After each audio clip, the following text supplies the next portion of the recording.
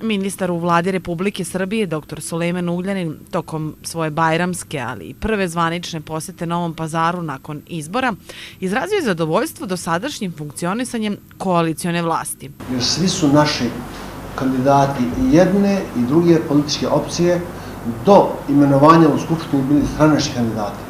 Nakon što su imenovani u Skupštini grada i gradonačelnik je zajednički kandidat, i svi ostali i direktori i funkcioneri u ovom gradu. Oni su dužni i to smo danas razgovarali i to sam dobio dobre, da kažem, vidio sam pozitivno raspoloženje među njima, da žele da rade u svojstvu jednog savesnog i dobrog domaćina. Kako je istakao ministar Ugljanin, on se odrekao portfelja u interesu toga da građani Sandžaka dobiju više republičkih institucija i da dobiju više budžeta za ubrzan socijalno-ekonomski razvoj. Nama je cilj da stvorimo uslove, da se izgradi što više kapitalnih projekata koji će stvoriti stimulativni ambijent za domaće i strane investicije.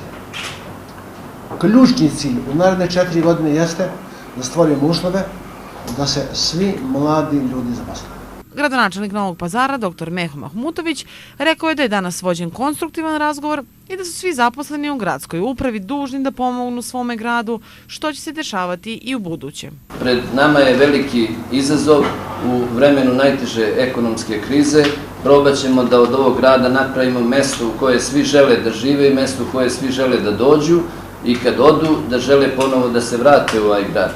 Grad Novi Pazar je ozbiljan grad, veliki regionalni centar u svim pogledima i na nama je ta obaveza da to i zaista realizujemo i pretvorimo u delo.